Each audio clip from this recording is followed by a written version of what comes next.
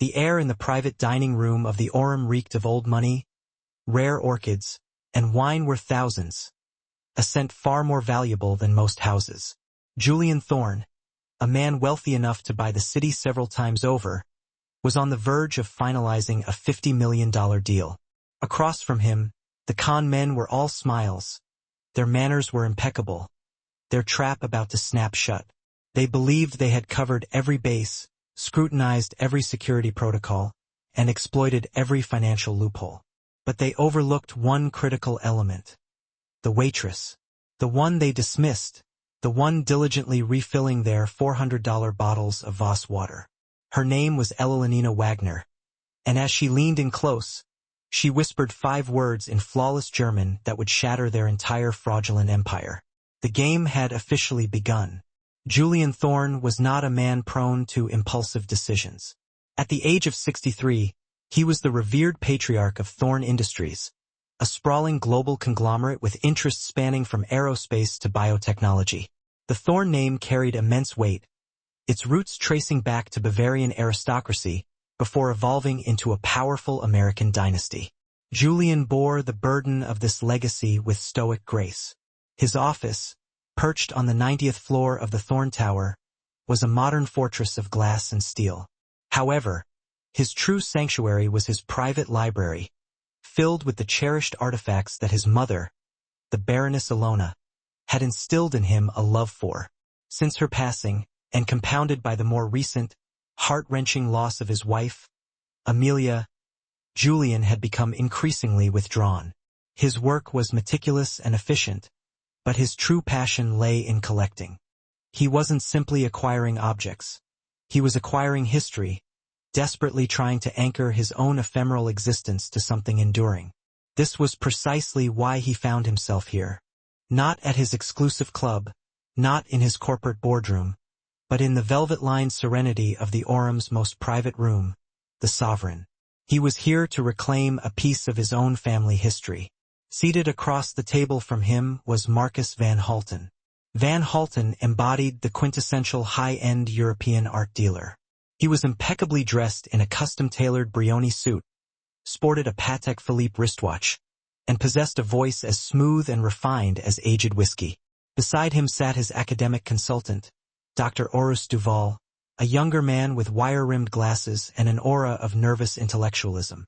Julian, Marcus began, his accent a subtle blend of Dutch and British inflections. I cannot express what an honor it is to be the one to reunite the Wittelsbach star with a true descendant of the Bavarian court. The Wittelsbach star, a legendary 35-carat deep blue diamond, rumored to have been lost amidst the chaos of World War II, was believed to be a sister stone to the one now known as the Wittelsbachgraph. For decades, it had existed only as a whispered ghost story among gemologists.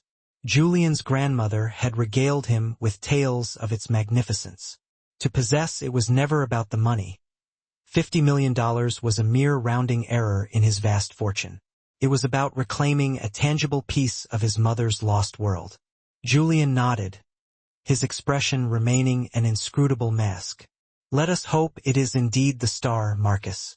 I have been disappointed by ghosts before. Outside the heavy oak doors of the Sovereign, Elena Wagner meticulously adjusted her crisp black apron. She loathed working in the Sovereign. The atmosphere was stiflingly quiet, and the guests were invariably demanding, their eyes gliding right past her as if she were simply part of the furniture. At 28 years old, Elena was drastically overqualified for this position. She possessed a master's degree in art history and gemology from the esteemed University of Munich, was fluent in 4 languages, and could identify a synthetic diamond from 30 feet away. But life had dealt her a series of cruel blows. Her parents, both respected academics, had tragically perished in a car accident on the Autobahn 3 years earlier. Their deaths had exposed a crippling mountain of debt, forcing the sale of their beloved family home in Munich and leaving Elena stranded in New York City, where she had been working as an intern at Sotheby's. Her visa had expired, and this under-the-table job at a high-end establishment that placed a premium on discretion was all that stood between her and complete destitution. She worked under the assumed name Helen here, a common anglicization, but her real name was Elena. She was Elena Wagner, and at her core she was a scientist. "They're ready for the first service, Helen," the matronly maitre d' whispered urgently. "Mr. Thorne is drinking still water, room temperature. The other two are having the Chateau Margaux. Do not interrupt them unless called." Elena nodded, carefully balancing the heavy silver tray. She pushed open the door, her face adopting the polite, neutral mask of professional service. She immediately sensed the palpable tension in the room, noted the expensively tailored suits, the heavy leather briefcase resting on a side table. Felt like a business deal, but the energy was different, more charged. Felt deeply personal. She moved silently to Julian's side. "Water, sir?" He didn't even glance up, simply nodded in acknowledgement. His eyes remained fixed intently on Marcus Van Halten. Elena poured the vase water, her movements fluid and unobtrusive. As she moved to the other side of the table to present the wine, she briefly caught the eye of Dr. Duval. He stared at her for a fraction of a second too long, a fleeting flicker of appraisal that had absolutely nothing to do with her serving abilities. It made her skin crawl. "The provenance," Julian was saying, his voice a low, resonant rumble. "It's rather thin, Marcus." "Authentic history rarely is clean, Julian," Van Halten replied smoothly, leaning forward conspiratorially. "It has been held in a private vault in Buenos Aires since 1948. The family, a German industrialist who fled the war, only recently passed away. The heirs had no idea what they possessed. Dr. Duval was the one who made the identification." Dr. Duval cleared his throat nervously. "The GIA certificate is, of course, newly issued. But the cut, the inclusions, the phosphorescence under UV light, it is unmistakable. It is the Himmelstern, as the old texts refer to it." Elena, discreetly retreating to her station by the wall, felt a sudden jolt of recognition. Himmelstern, Sky Star. She hadn't heard that specific name in years, not since her final seminar with her esteemed mentor in Munich, the formidable Dr. Klaus Bisset. She stood silently by the door, virtually invisible, and listened intently. The room was a meticulously staged theater, and Marcus Van Halten was its captivating star performer. He didn't just talk, he wove elaborate narratives.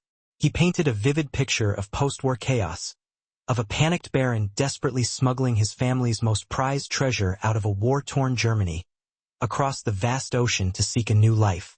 "The family held on to it as a talisman," Van Halten continued, his hands gesturing gracefully. "They were terrified that it would be perceived as stolen goods.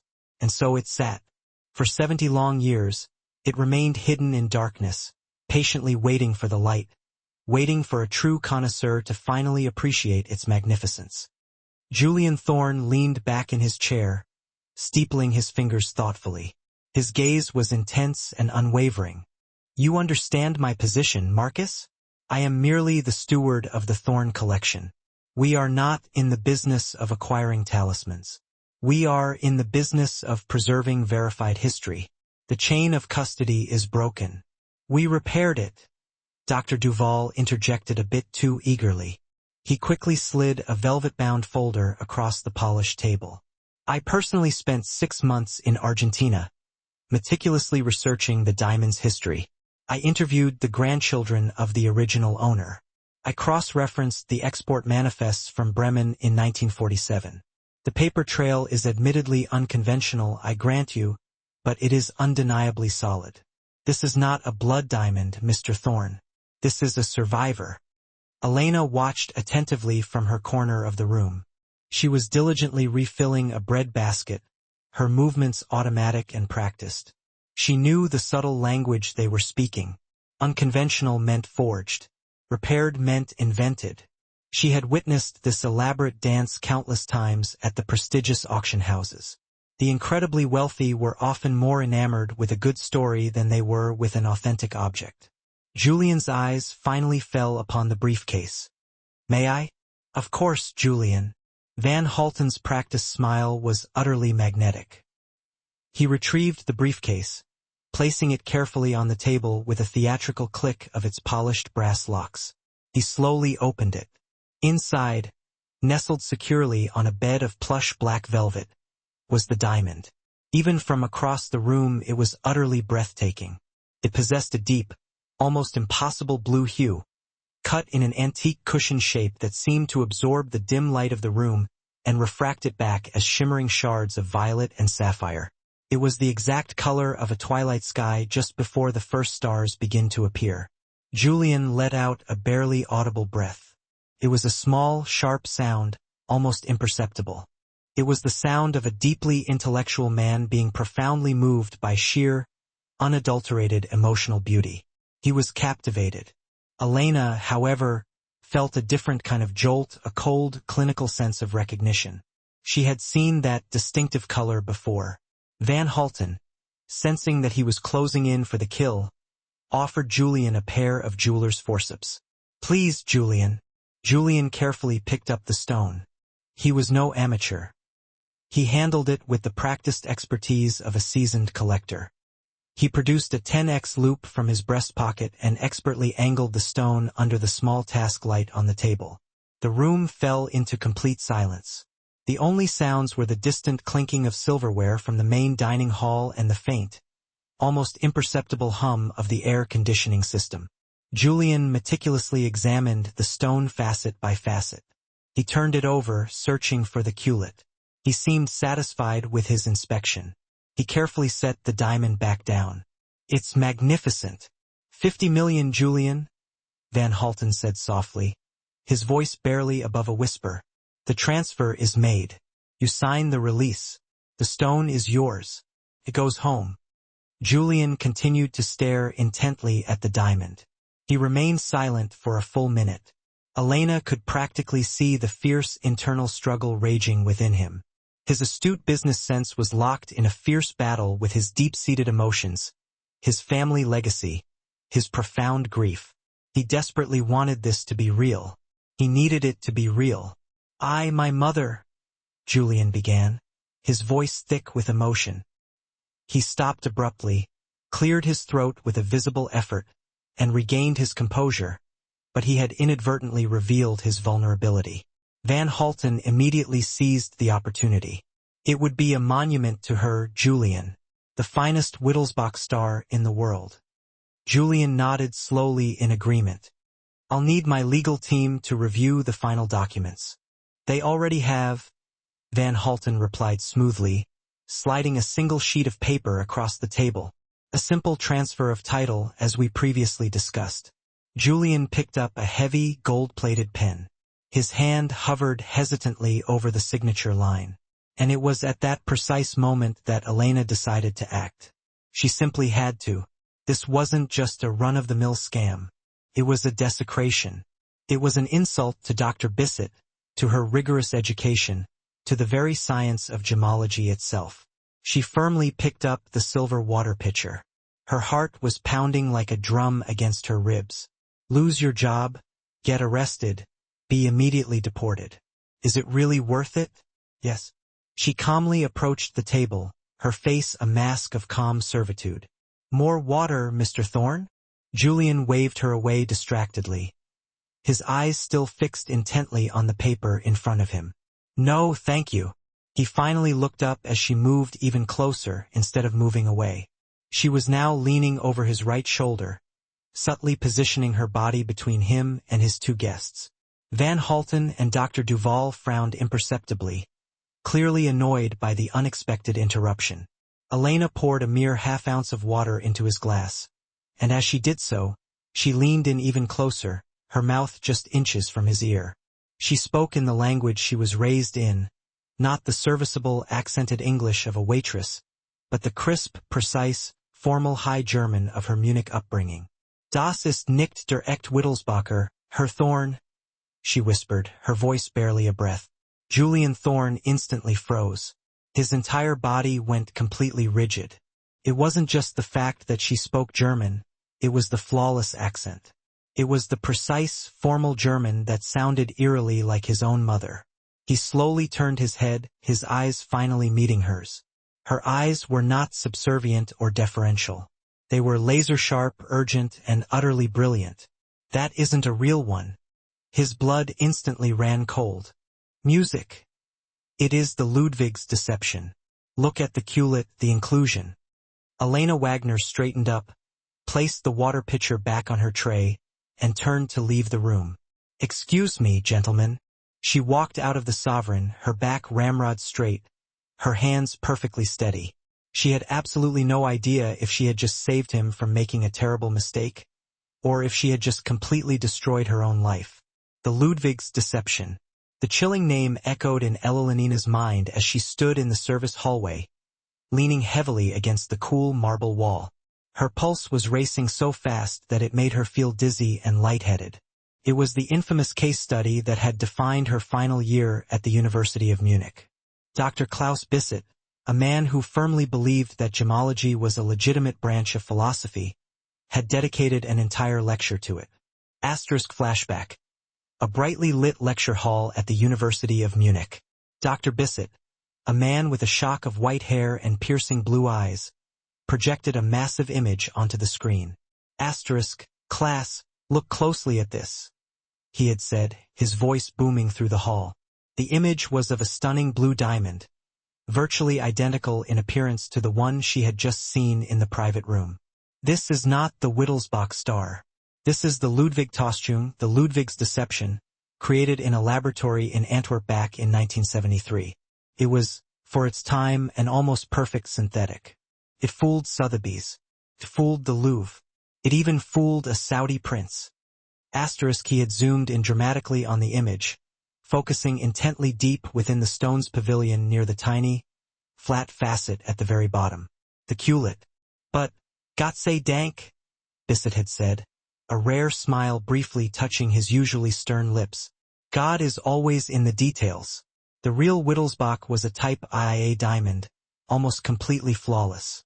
The fakers, in their overwhelming arrogance, became sloppy. They left a signature footprint. Do you see it? He had pointed with a laser directly at the imperfection. There, visible only at 20x magnification, was a microscopic comet-shaped inclusion, a tiny crystal of synthetic graphite that had failed to fully crystallize. It was their telltale signature, their fatal mistake. This stone, Bisset had concluded, his voice resonating with authority, is the greatest forgery of the entire 20th century. It mysteriously disappeared in the 1990s, likely finding its way into the hands of a criminal syndicate who fully understood its power. To an untrained amateur, it's an invaluable treasure. To a scientist, it is nothing more than a sophisticated lie written in carbon. Elena snapped abruptly back to the present moment. She had indeed seen that damning lie. When Van Halten had held the stone up for display, when Julian had carefully angled it under the light for closer examination, she had caught the faint, telltale reflection. She hadn't even needed a loupe. The damning lie was permanently burned into her memory. She had just informed one of the wealthiest men in the world that his presumed $50 million prize was actually a virtually worthless piece of lab-grown glass. She heard a muffled shout erupt from inside the Sovereign. Her stomach clenched with anxiety. She had to get out of here. She started walking quickly toward the staff exit, hurriedly pulling off her apron. Ms. Wagner. A deep, commanding voice echoed in the hallway. She froze in her tracks. A large, imposing man in an expensive but functional dark suit stood silently by the service door. He was broad-shouldered and possessed an air of quiet lethality about him. He wore a discreet, clear earpiece. This man was definitely not restaurant staff. This was private security. Mr. Thorne would like a word with you, the man said, his tone leaving no room for argument. He gestured silently back toward the Sovereign. Elena's blood turned to ice water. She had been caught red-handed. She was going to be immediately arrested, handed over to the con men as a scapegoat. She had been such a fool. I think I'm finished with my shift, she stammered nervously. The man, who she would later learn was Gable, Julian Thorne's head of security, gave her a look that was almost pitying. He's not angry, Miss Wagner. He's actually quite impressed. Please don't make me insist. With her knees shaking uncontrollably, Elena reluctantly turned and walked back toward the private room. Gable smoothly opened the door for her. The scene inside had completely shattered. Van Halten was now on his feet, his face contorted into a mask of purple rage. Dr. Duval was ashen-faced, sweating profusely, his glasses askew on his face. Julian Thorne was standing exactly where she had left him, but he was now a completely different man. The melancholic collector was gone, replaced by the ruthless CEO, the seasoned predator. He was holding the jeweler's loupe in one hand and the blue diamond in the other. His knuckles were white from the force of his grip. "You!" Van Halten snarled, pointing a trembling finger directly at Elena. "What did you say to him, you ignorant little—" "Shut your mouth, Marcus," Julian snapped, his voice cutting through the air like a shard of glass. The command was so sharp and absolute that Van Halten physically recoiled in stunned silence. Julian turned his gaze towards Elena. His eyes were no longer filled with anger. They were cold, calculating, and intensely alive. "You said Ludwig's deception," he said slowly in perfect English. "You said, 'Look at the culet.'" "Yes, sir," Elena replied, her voice small but surprisingly clear. "Show me," he commanded. Elena's rigorous training instantly took over. Her fear suddenly evaporated, replaced by the cool, unwavering certainty of her scientific expertise. She walked purposefully to the table, completely ignoring Van Halten's murderous glare. She carefully picked up the jeweler's forceps and the loupe. "If you angle it just so," she murmured, her hands completely steady and precise. She expertly adjusted the small task light to provide optimal illumination. "Under the girdle facet there," she said, handing the loupe to Julian. He leaned in close, his focus utterly absolute. He remained silent for what felt like an eternity, 10 seconds, 20 seconds, 30 seconds. He finally let out a long, slow, deliberate breath and leaned back in his chair. He placed the loupe back on the table with a soft click. He looked directly at Van Halten, and a slow, terrible smile spread across his face. "A graphite inclusion," Julian said, his voice dangerously soft and controlled. "Comet-shaped. How incredibly sloppy." Dr. Duval made a small, strangled sound, like a dying animal. Van Halten's carefully constructed composure finally shattered completely. "This is completely absurd. You're taking the word of a servant over the word of a GIA-certified expert." "Dr. Duval," Julian said, turning his cold, piercing gaze on the younger man. "What is the specific gravity of a type IA diamond versus a high-pressure, high-temperature synthetic?" Duval's face went completely white with fear. The difference is nominal."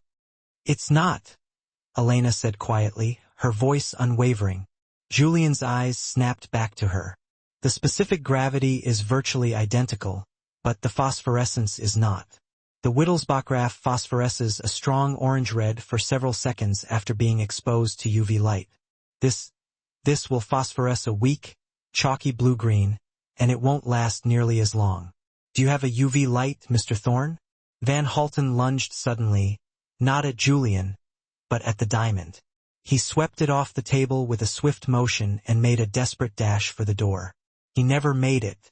Gable, the security man, moved with a terrifying burst of speed.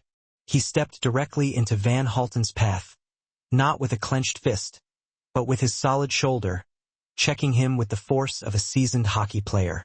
Van Halten hit the unyielding wall of Gable's body and crumpled to the floor in a heap. The blue diamond flew from his grasp. It hit the polished hardwood floor, bounced once, and a clearly visible chip sheared off the side. Complete silence descended upon the room. A real diamond, the hardest naturally occurring substance known to man, would not chip from a mere 3-foot fall onto a wooden floor. Dr. Duval promptly vomited into a linen napkin. "Gable," Julian Thorne said calmly, standing up and smoothly adjusting the cuffs of his impeccably tailored suit. "Detain these gentlemen and call the police, the real police. Tell them that I have a matter of international fraud that requires their immediate attention." Van Halten, clutching his bruised ribs as he lay on the floor, looked up at Julian with pure, unadulterated hatred. "You think you've won, old man? You have absolutely no idea what you've just stepped into. This was never just about the money. The arrival of the NYPD was, by the Orum's incredibly high standards, relatively discreet. But in a rarefied atmosphere where even a slightly raised voice was considered a shocking scandal, the sight of two uniformed officers and two grim-faced detectives escorting a disheveled Marcus Van Halten and a sobbing Dr. Duval out the service entrance was nothing short of a cataclysmic event. The restaurant's perpetually stressed-out manager, a man named Pierre, looked as if he was about to suffer a full-blown aneurysm. Julian Thorne, however, remained an island of perfect calm amidst the chaos. He had Gable carefully secure the chipped diamond in a clear evidence bag. The detectives, clearly aware of Julian Thorne's immense wealth and influence, were both respectful and remarkably efficient. "Mr. Thorne, this is a very serious allegation," the lead detective, a woman named Ollie, said, her expression grim. $50 million? That's one hell of a complaint." "It is," Julian replied, his voice steady and unwavering. "But it's not the full story. My head of security, Mr. Gable, recorded the entire conversation. You will find Mr. Van Halten's last words particularly illuminating." Detective Ollie raised a skeptical eyebrow. "He threatened you? He implied a larger conspiracy?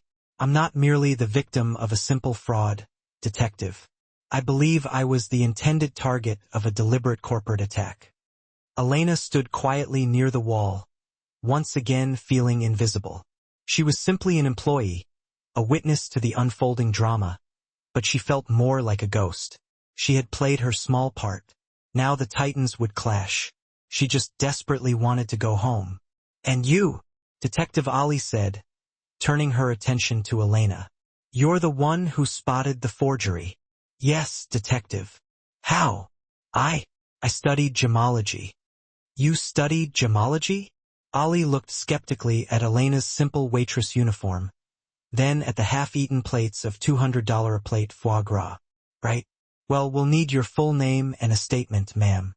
"It's Elena Wagner," Julian interjected smoothly, before Elena could give her assumed name, Helen, "and she is under my protection. She will give her statement at my office with my legal counsel present." Ollie paused, clearly taken aback. This was highly irregular, but the man standing in front of her was Julian Thorne. "Fine. 10 a.m. My office. Be there." "My lawyers will coordinate," Julian replied curtly. Clear dismissal. The detectives finally left the room. The Sovereign was finally silent once again. It was just Julian, Gable, and Elenina. The table was a complete wreck. Overturned glasses. The broken forgery. Duval's stain-covered napkin. Julian turned to face Elenina. The cold hardness in his eyes was gone, replaced by an intense, almost consuming curiosity. "Elenina Wagner," he said, testing the sound of her name. "From Munich." "Yes, sir." "You studied under Klaus Bisset?" "Yes, sir. For my master's degree." Julian nodded slowly, his expression thoughtful. "I know Bisset. I consulted with him years ago on a piece. Bisset once called me a sentimental American for overpaying for a Faberge egg." A rare, small smile briefly touched Julian's lips. He was right. He walked slowly over to Elenina. He was a tall man, and for the first time, she truly felt his overwhelming presence, not as a demanding customer, but as a powerful force to be reckoned with. "They would have succeeded, Miss Wagner. I wanted to believe them. I allowed my family history to cloud my judgment. You saved me $50 million. I'm just glad I could help, sir," Elena murmured, her eyes fixed on the floor. "Look at me," he said gently but firmly. She slowly raised her eyes to meet his. "You didn't just save my money. Van Halten was right. This was about something far more important. You saved my reputation. You may have even saved my company." He gestured towards the chair that Van Halten had occupied moments earlier. "Please sit down." Hesitantly, Elena sat at the table. It felt inherently wrong, like breaking some kind of sacred, unspoken rule. "Gable," Julian said, his voice calm and commanding, "get Miss Wagner a brandy, and get us both one. The good stuff." "Sir," Gable replied respectfully. but he immediately moved to the bar. "Tell me, Miss Wagner," Julian said, sitting down across from her. "Why are you working here?" So she told him everything. She told him about her parents, about the tragic accident on the Autobahn, about the crippling mountain of debt, about her expired visa, and the Sotheby's internship that had suddenly vanished. She spoke for a solid 10 minutes, her voice quiet but steady, carefully laying out the ruins of her shattered life. Julian listened without interruption, his expression unreadable. He simply watched her intently, his gaze unwavering. Gable returned, placing a heavy crystal snifter filled with dark amber liquid in front of her. The rich aroma alone was intoxicating. "So," Julian said, finally breaking the silence, "you are one of the foremost experts on gemological forgery, possessing a glowing recommendation from Klaus Bissett himself, and you are currently serving $400 a bottle water to common criminals. That appears to be the unfortunate situation." "Yes?" Elena said, a fleeting flicker of dark humor briefly illuminating her face. "This will not stand." Julian stated it as a simple statement of fact, but it felt more like a binding law being passed. He took out his phone. He didn't dial a number. He spoke directly to his AI. "Call Sarah." A moment later, a crisp, professional voice answered. "Yes, Julian?" "Sarah, I have a new executive hire. I need you to handle all of the necessary arrangements. Her name is Elenina Wagner. Wagner. First, you will wire $1 million to her account." Elenina choked on her brandy, coughing and spraying a fine mist of $500 an ounce Louis XIII cognac onto the polished table. "Sir, What?" Julian held up a hand to silence her, still speaking directly to his unseen assistant. "This is a signing bonus and a finder's fee for services rendered. Second, you will immediately contact my personal immigration attorney. Miss Wagner requires an O1 visa, effective immediately. I am personally sponsoring her. The category is extraordinary ability in the sciences. I want it expedited." "Sir, I don't even have an account," Elena whispered in disbelief, her head spinning. "Sarah will find one, or create one if necessary," Julian replied dismissively. "Third, find her an apartment, one of the units in the Century Tower. Furnish it, have a car service at her disposal, and finally clear her schedule for the next, indefinitely. She will be working for me now." He paused, listening intently. "Her title? She is the new senior curator of the Thorn Collection. Effective immediately." He ended the call, his gaze settling on Elena. Elena was simply speechless, her mind struggling to process everything.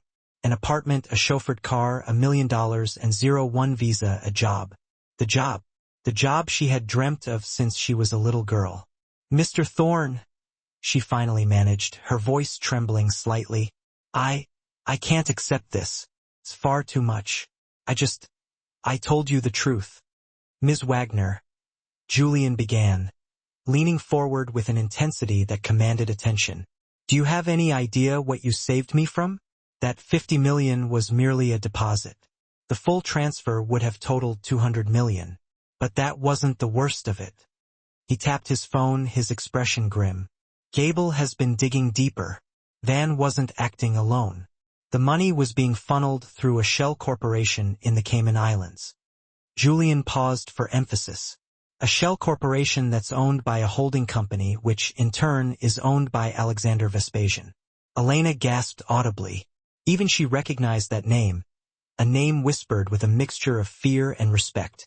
Vespasian was Julian's shadow, his formidable rival, a nouveau riche mogul in media and logistics who had been relentlessly trying to orchestrate a hostile takeover of Thorn Industries for over a decade. "This wasn't a simple sale," Julian stated, his voice now as cold and sharp as ice. "It was an assassination. Vespasian would have allowed me to acquire the Ludwig deception. I would have proudly announced it at the museum gala next month. And the very next day he would have held a press conference, parading in his own so-called experts, likely including Dr. Bissett himself, to expose me." He paused, his eyes narrowing. "To expose this." He gestured sharply towards the chipped fake. "I wouldn't just be perceived as a fool. I'd be branded a fraud. The stock of Thorn Industries would have plummeted faster than a lead balloon. The board would have panicked, invoking the no-confidence clause in my contract. And then, he would have swooped in, buying my company for pennies on the dollar. He would have taken everything. Julian took a slow, deliberate sip of his brandy, his eyes never leaving Elena's. So, you see, Ms. Wagner, $1 million, an apartment, a car. It's nothing. It's merely a token of my gratitude. You didn't just save me 50 million. You saved my reputation. You saved my mother's legacy. You saved my entire world. He raised his glass in a silent toast. You are not just a waitress. You are the most valuable asset I have acquired in the last decade. Welcome to Thorn Industries. The subsequent 48 hours were a dizzying whirlwind. Elena felt as though she had been catapulted from a humble rowboat into the cockpit of a supersonic jet. She was whisked away from her tiny, dilapidated Brooklyn apartment in the luxurious embrace of a black Mercedes S-Class. She managed to cram her entire life into 2 suitcases and a single cardboard box. Gable, now her designated head of security, didn't even bat an eye at her meager possessions. Her new apartment was located on the 50th floor of the Century Tower, the building directly adjacent to Thorn Tower. It was a 3-bedroom service apartment, as Julian's efficient assistant, Sarah, had called it.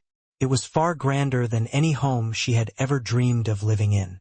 The expansive windows stretched from floor to ceiling, offering a breathtaking, godlike view of the sprawling expanse of Central Park.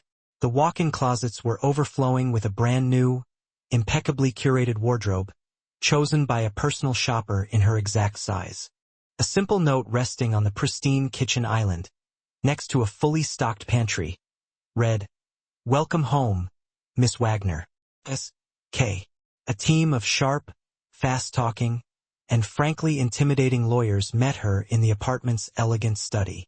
They swiftly explained the intricacies of the O1 visa, reserved for individuals with extraordinary ability, and had her sign an intimidating stack of documents. Her new bank account, which Sarah had indeed opened, already displayed a balance that made her head spin and her stomach churn with a mixture of disbelief and anxiety. Then came the debriefing.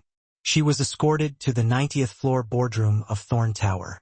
Julian was present, accompanied by his entire executive legal team, a formidable phalanx of power and expertise. "Miss Wagner, thank you for joining us," Julian said, his tone conveying the respect one might offer a visiting dignitary. "This is a council of war." For the next 6 hours, Elena and the assembled legal eagles meticulously dissected the case, leaving no stone unturned. Her official statement to the police, delivered from the plush comfort of the boardroom, was painstakingly detailed. She precisely identified the deception, flawlessly quoted Dr. Bissett, and provided a comprehensive scientific basis for exposing the fraud. The legal team was ecstatic, their faces alight with excitement. This isn't just a simple he said, she said situation. The lead counsel, a sharp, impeccably dressed woman named Maria, explained, her voice filled with confidence. This is expert testimony.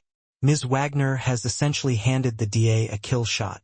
But Julian's focus remained fixed on the larger, more dangerous threat, Vespasian. We're already moving on multiple fronts, Maria reported. We've filed for injunctive relief against Vespasian's known holding companies, citing corporate espionage and attempted market manipulation. The recording Gable made of Van Hatten's threatening outburst is our smoking gun. The SEC is launching a full-scale investigation as of this morning. Vespasian will cut them loose, Julian mused, his expression thoughtful. Duval and Van Hatten will be his sacrificial lambs. He's too well insulated for that to work, perhaps, Maria countered cautiously. But Duval is talking. He's singing like a canary. It turned out that the supposedly unimpeachable expert, Dr. Eris Duval, had crumbled instantly under the intense pressure. He was a disgraced academic with a crippling gambling addiction. Vespasian's people had found him, discreetly paid off his debts, and provided him with a carefully crafted script to follow. He was now terrified of the consequences of his actions and was trading every piece of information he possessed in exchange for a reduced sentence. He's given us names, offshore accounts, a complete timeline, Maria stated, her voice filled with satisfaction. This is bigger than we initially thought, Julian. Vespasian wasn't simply planning to humiliate you. He was planning to frame you. The $200 million transfer was being routed to an account that has been flagged for money laundering. Had you completed that transfer, you would have been directly implicated in a massive criminal conspiracy. Julian's face was grim, his jaw tight with barely suppressed rage. He didn't just want to defeat me. He wanted me in prison. Elena, listening intently to this chilling revelation, felt a sudden, icy chill run down her spine. This was a world populated by monsters, a ruthless game played at a level she couldn't even begin to fully comprehend. What about Miss Wagner? Gable interjected, speaking for the first time since the meeting began. Vespasian plays dirty, and she's now a loose end. She's the one who single-handedly spoiled his carefully laid plans. The room fell silent, every eye turning to focus on Elena. She was the linchpin, the unlikely heroine of this high-stakes drama, and that made her a prime target. Gable is right, Julian conceded, his voice grave. From this moment forward, she will have full-time security, a two-man team. She is not to go anywhere alone, under any circumstances. Her name is to be kept out of the press at all costs. As far as the outside world is concerned, the fraud was discovered by my internal team. Is that perfectly clear? The lawyers nodded in unison, their faces somber. Elena's new life suddenly felt less like a fantastical dream and more like a gilded cage, beautifully crafted but nonetheless confining.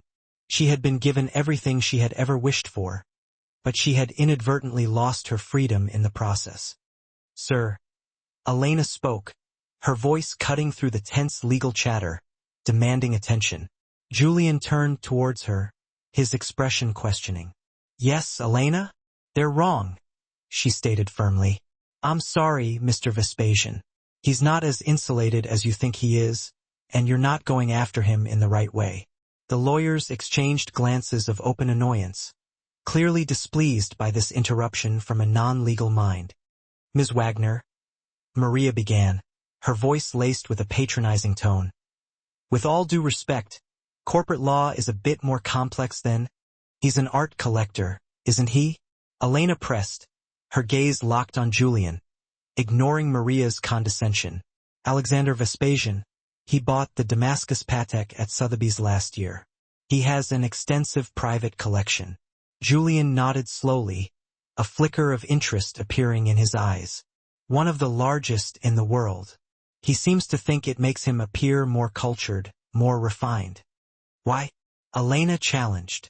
Because men like him, and men like Van Hatten, they don't just commit one fraud, she stated, rising to her feet. She walked purposefully to the large whiteboard that dominated one wall of the boardroom. They create an entire supply chain. Duval was the fake expert. Van Hatten was the smooth-talking salesman. But there has to be a source. The Ludwig deception is a highly sophisticated forgery. It's not something you can simply buy off the street. It comes from a specific, highly skilled workshop. She grabbed a marker, her eyes gleaming with determination. You're focusing on his money. You should be focusing on his art. She turned to Julian, her expression intense. Mr. Vespasian is arrogant. He truly believes he's a man of culture and taste. I guarantee you that Van Hatten has sold him pieces before, and I'd bet anything that at least half of his collection is fake. Julian stared at her, a germ of an idea beginning to take root in his mind. Go on, he prompted, intrigued by her insights. He didn't just try to sell you a fake. He tried to sell you a fake that he already knew was fake. This strongly implies that he's a dealer in forgeries, using them to finance his operations. You want to truly destroy him? Don't just go after his stock price. Go after his legacy. Expose his entire collection as a fraud. Humiliate him in the one world he desperately wants to be a part of. A slow, predatory smile spread across Julian Thorne's face. The predator was back, his eyes gleaming with renewed purpose. "Maria," he commanded, his voice resonating with authority. "Pause the SEC action. Get me a warrant. Not for Vespasian's offices, but for his private vault." The plan was undeniably audacious, teetering on the edge of recklessness. It was also, as the legal team was quick to point out, borderline illegal. A warrant for a private vault based solely on the testimony of a disgraced academic and the gut feeling of a newly hired employee was, to put it mildly, a long shot. "It's not just a hunch," Elena argued, her confidence growing with each word. "It's a professional hypothesis. Duval has already confirmed that Van Hatten was Vespasian's longtime acquisitions consultant. I am willing to stake my newfound reputation on the fact that Vespasian's vault is heavily compromised." "It's still not enough," Maria insisted, shaking her head. "Then we make it enough," Julian declared, his eyes narrowing with determination. "We need a Trojan horse." His gaze fell upon Dr. Duval. 2 days later, a visibly terrified heiress Duval, now wearing a discreet wire and closely shadowed by federal agents, requested an urgent meeting with Alexander Vespasian. He claimed to possess critical information regarding the failed Thorn deal. Vespasian, fueled by arrogance and a sense of invulnerability, agreed to meet him not at his office, but at his private gallery, a massive, climate-controlled bunker located beneath his opulent Upper East Side townhouse. Elena and Julian sat tensely in a mobile command van parked down the street, listening intently to the audio feed. "You're a fool, Duval." Vespasian's voice crackled over the speaker, cold and devoid of any warmth. "You and Van Hatten, you both failed miserably." "It wasn't my fault," Duval stammered, his voice trembling with fear. "It was that waitress. She knew the stone. She even spoke German to Thorn." A long, pregnant pause filled the air. "The waitress?" Vespasian finally said, his voice laced with a hint of surprise. "The waitress? How inconvenient." "She's the problem, Mr. Vespasian," Duval continued, desperately trying to play his assigned part.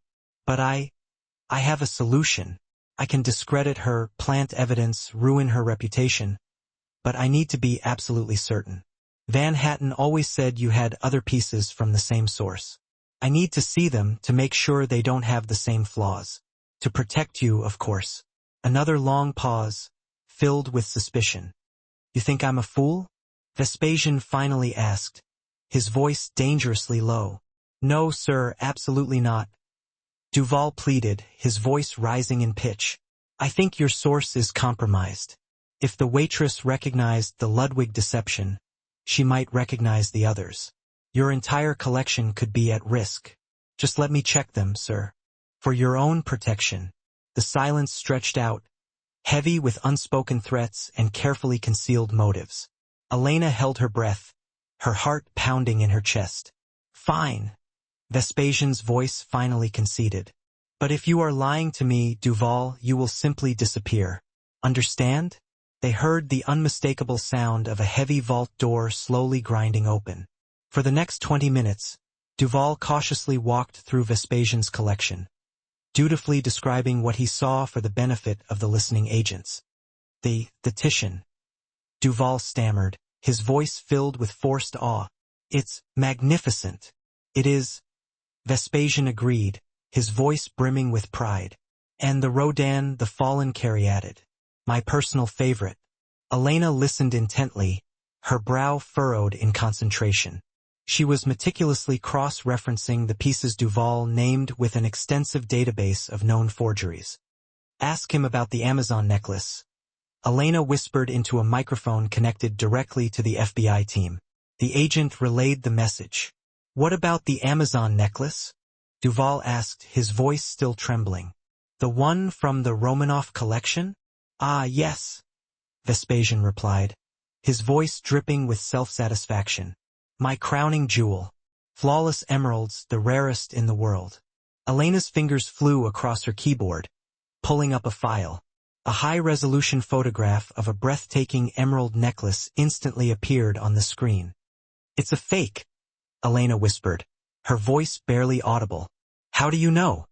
Julian asked, watching her intently. Dr. Bissett himself proved it definitively 2 years ago. The real one is safely locked away in a private vault in Geneva. The one Vespasian possesses is a well-known replica, crafted with high quality, but undeniably modern Colombian emeralds, not the highly prized Russian emeralds of the original. It's the same source, Julian.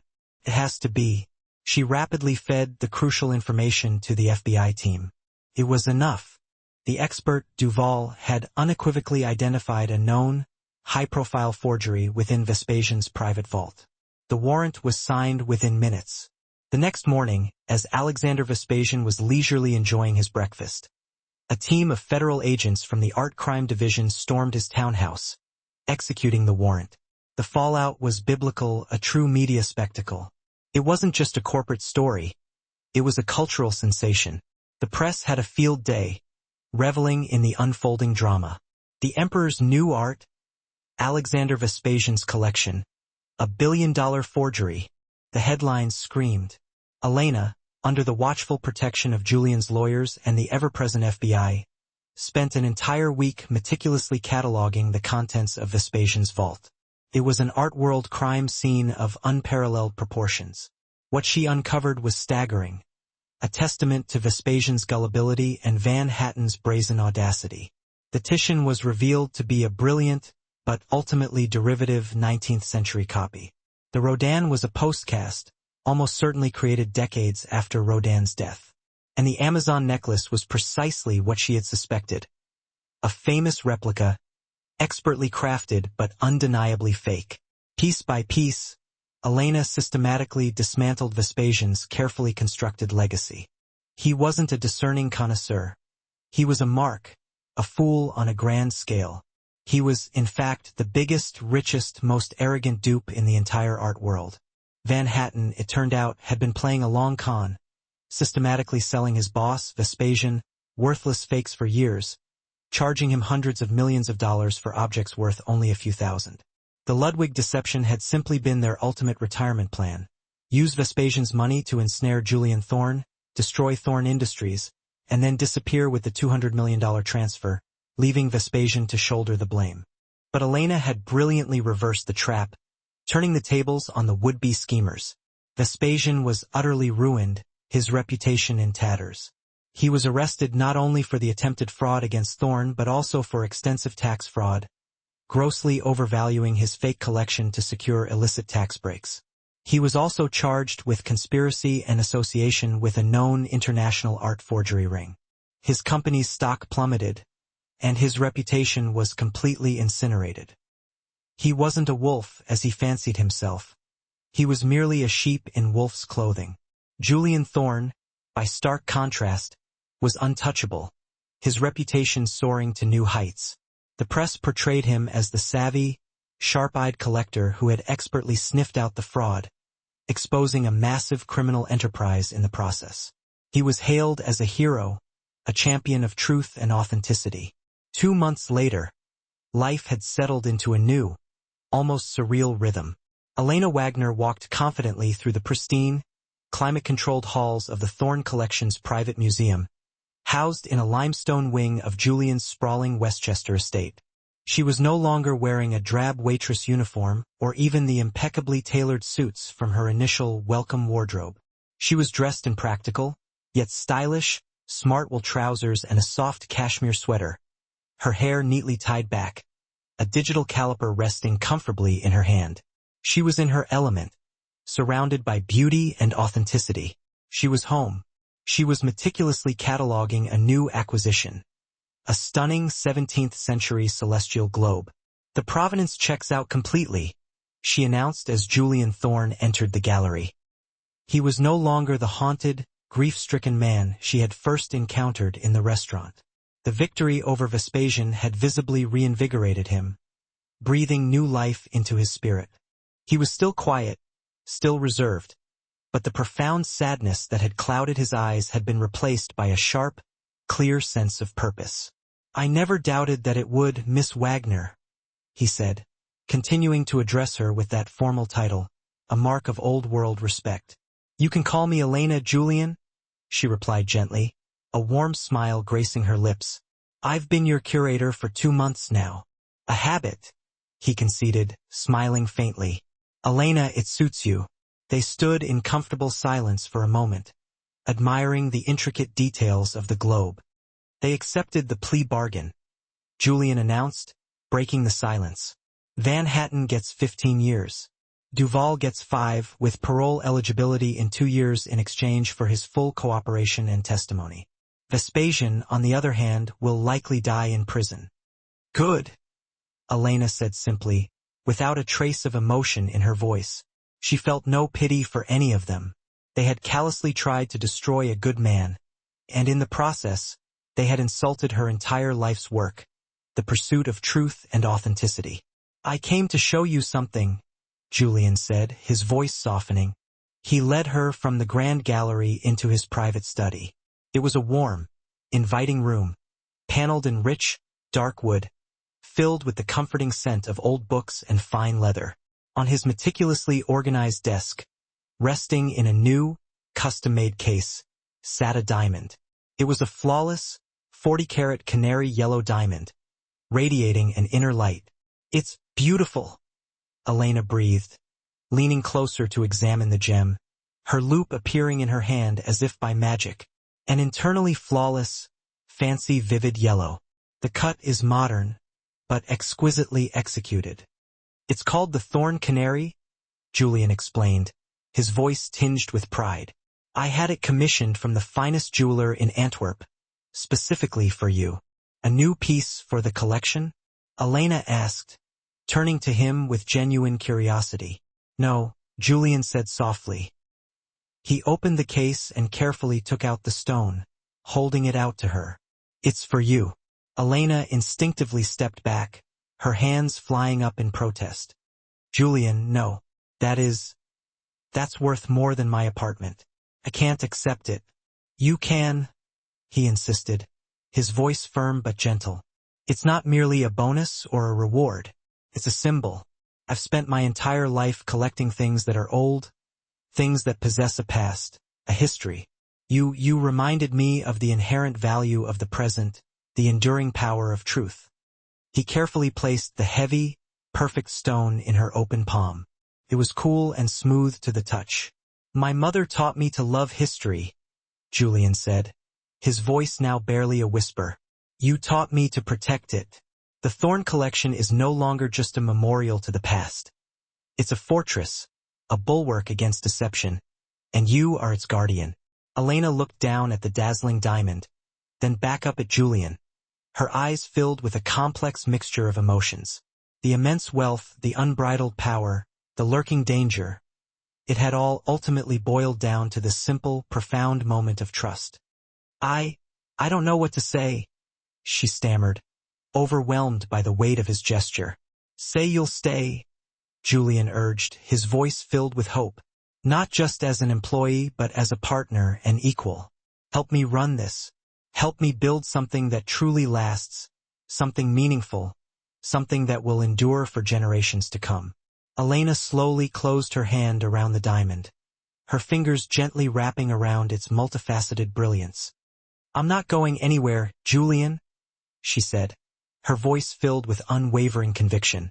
1 year later, the Grand Hall of the Thorn Museum was virtually unrecognizable, transformed into a vibrant, bustling hub of activity. The usual hushed reverence had been replaced by an electric buzz, a palpable sense of excitement and anticipation.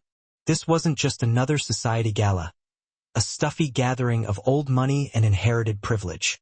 It was a coronation, a celebration of truth and authenticity.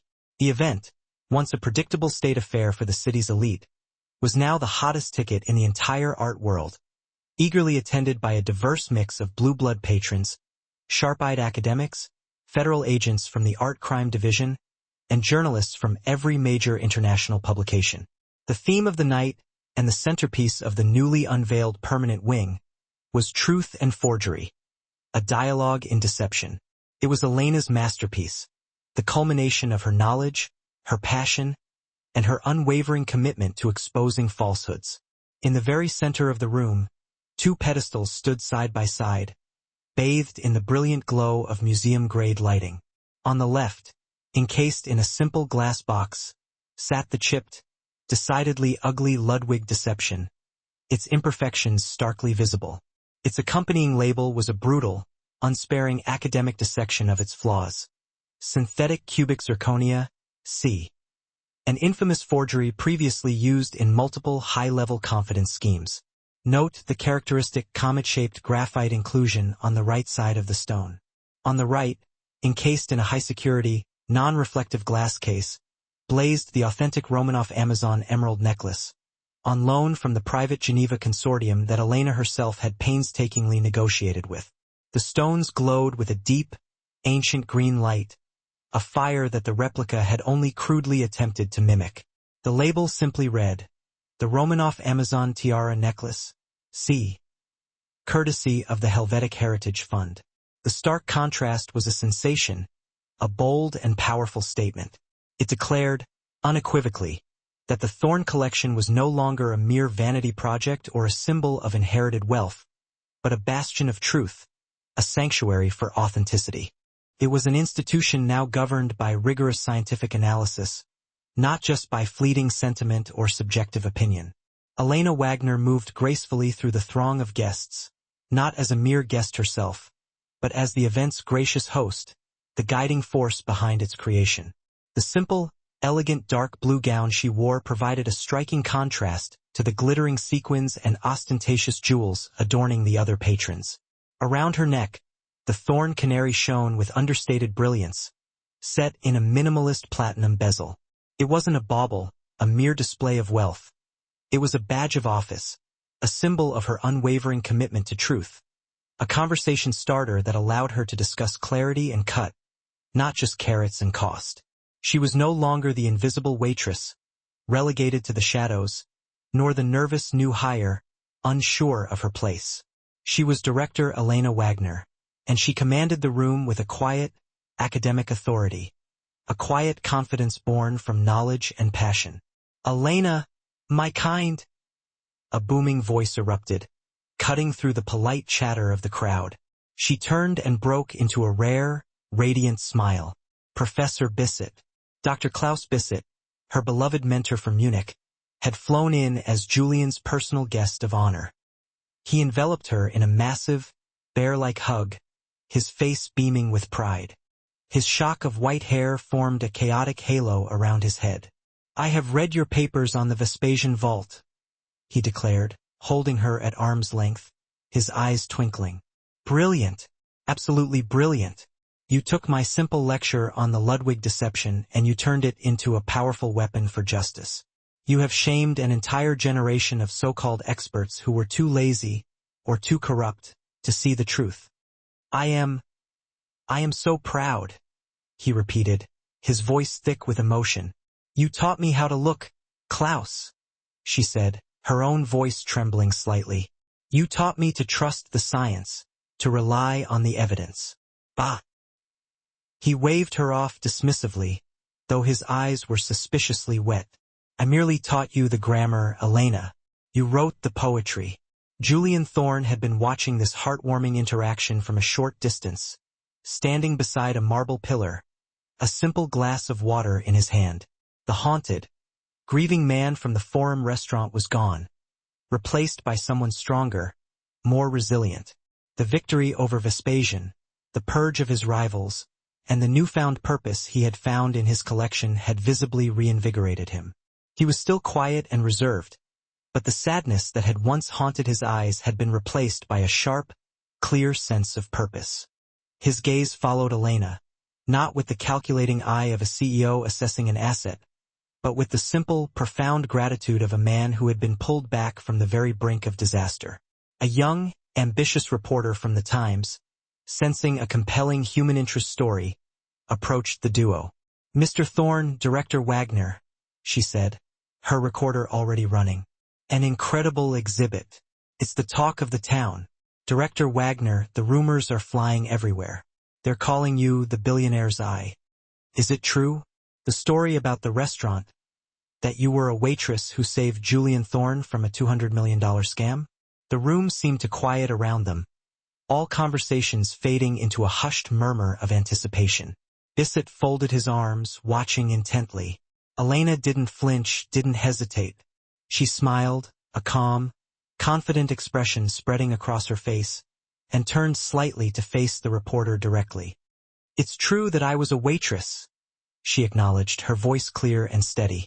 "Yes," she said, her voice ringing with conviction. "And it's also true that Mr. Thorne was the target of an elaborate international fraud. But I didn't save him. The truth did. The facts, the science, the rigorous adherence to verifiable evidence."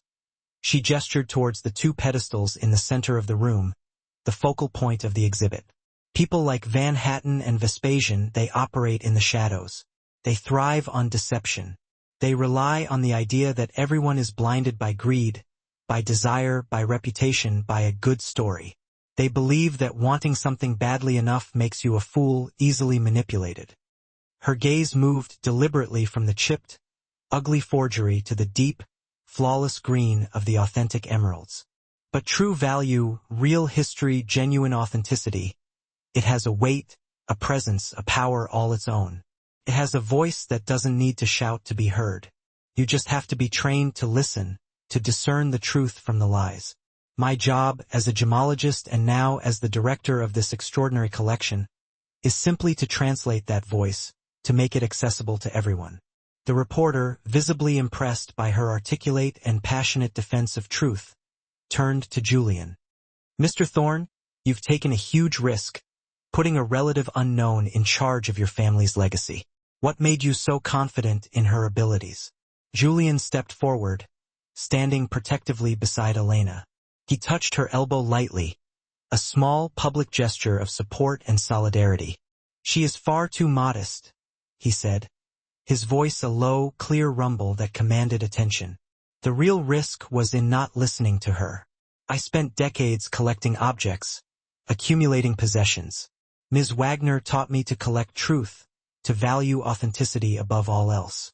She is the rarest thing in this world, or any world." He turned to Elena, his eyes filled with genuine gratitude and respect. "She is a real one." Elena looked at Julian and smiled, a silent acknowledgement of their unlikely but unbreakable bond.